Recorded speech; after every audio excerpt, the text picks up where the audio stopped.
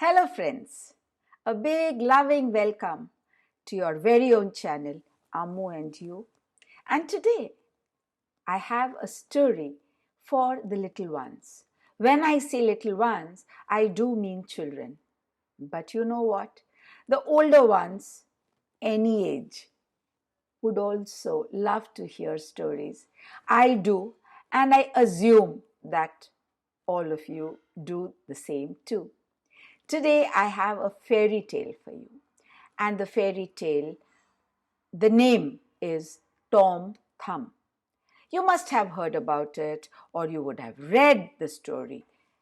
Listen it again from me. Once there lived a woodman with his wife. They had no child and so felt very lonely and sad. One day, while praying before the Almighty, the wife declared, "Even if my child is as small as a thumb, I would love him as much as the parents of a normal child."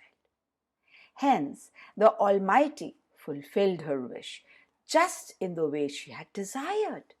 Soon she gave birth to a baby boy who did never grow and remained as tiny as a thumb as he was at the time of the birth. Imagine, children, a small child as tiny as a thumb and never grown beyond that size. The woodman and his wife called him as Tom, and because of his tiny size, people lovingly started calling him Tom Thumb. Tom's father usually goes to the forest to cut woods on his horse cart. One day, Tom also requested his father to let him drive the cart while going to the forest. As his father allowed, he sat in the horse's ear to give it directions. The passerby, who was surprised to see the cart moving on his own, decided to follow the cart. After taking a small ride, Tom came back where his father was cutting the woods and said loudly to his father to put him down from the cart. As such, he swiftly took Tom out from the horse's ear and put him down on a straw. The two passersby who were following the cart thought of purchasing Tom as to make good money in the city by showing such a tiny boy to the people. They thought that people had never seen such a tiny boy, and when they would, then these two passerbys could make a lot of money by it. Just imagine the evil idea, children. They offered Tom's father a good amount of money to purchase Tom, but he refused to sell his son. Which father would sell his son? Tell me. Tom requested his father to let him go with the strangers, promising to come back soon. He knew that his parents would do well with some money, and probably he was very confident of coming back again. The woodman agreed finally, and Tom left with the strangers. At night, the two men stopped to take rest at a suitable place.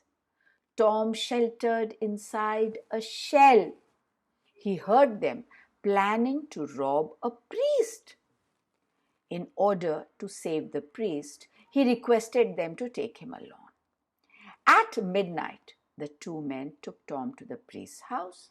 Tom entered one room and asked the two men loudly whether they wanted to steal all the things. Hearing the noise, the maid got up and started shouting that someone has entered the house. "Thief! Thief! Thief!" The priest came out but could not find any outsider inside the house and scolded the maid for disturbing him. The two men rushed away, and Tom, who was tired, slept on a heap of hay. He was tiny and he was tired. Next morning, the maid took that heap of hay to feed the cow, who swallowed Tom Thumb along with the hay. When the maid came to milk the cow, Tom started shouting from inside the cow's stomach.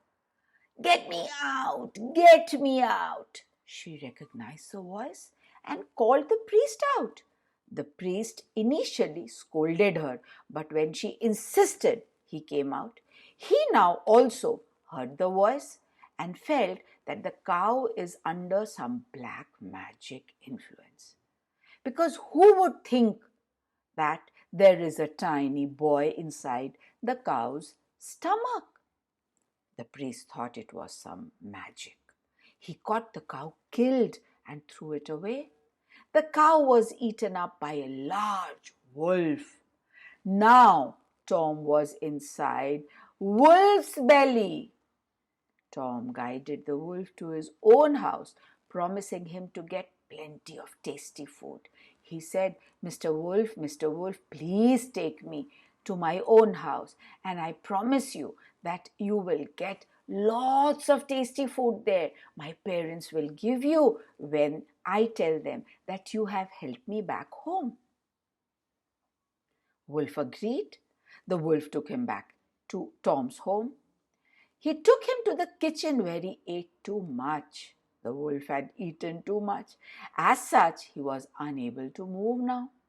Now Tom started shouting inside his belly because how else would he come out? He had thought that when he would reach home, the wolf will help him come out through his mouth. But the wolf started gobbling up food, all the yummy food that Tom showed him in his house. And soon the wolf was rolling on the floor with a huge bloated up belly. And hearing Tom screaming, the parents came to the kitchen from where the noise was coming. They saw a huge fat wolf inside the kitchen. Father carried an axe and mother took a scythe. Hearing his parents' voice in the kitchen, Tom cried, I am inside the wolf's stomach. Mother, father. The father heard the son's voice. The mother was delighted. The father quickly killed the wolf with his mighty blow of axe. Then they cut the stomach of the wolf and pulled out Tom carefully. Tears of happiness came to everyone's face. And Tom was also so happy to return to his home, to his parents. His adventure was over. But children, did you notice that how very confident this little Tom Thumb was? He agreed to go with the strangers because he wanted to look around the world a bit. He was always staying with his parents only in the house, and he thought that it would do him good to go out and see the world, other people. And he was so brave and confident that he would come back home. And finally, he did. Though he was eaten up by the cow first, then the wolf, but Tom never gave up to fear. He kept thinking of ways to come out from the stomach of the animal that had eaten him up. So children, being brave and courageous always helps. And so I'm sure you all also would never succumb to fear. In any problem, always think very clearly from your mind that how to get out of this problem, and you would succeed in doing so. So how was the story? Tell me. You must have read the story, but how was it when you heard it from Ammu? I'm sure you liked it because I love narrating the story. As for my adult friends, how did you like the story? I'm sure it brought a smile to your face because with our day-to-day life, chores, these small fairy tales cheer us up, bring a smile onto our faces. And that is what all the storytelling is about. To laugh, to cry, to grow, to love, and to know the world through so many stories. Let me know, friends, how did you like the story? Thank you for listening to it. Thank you for all the support that you have given to our channel and brought us where we are today.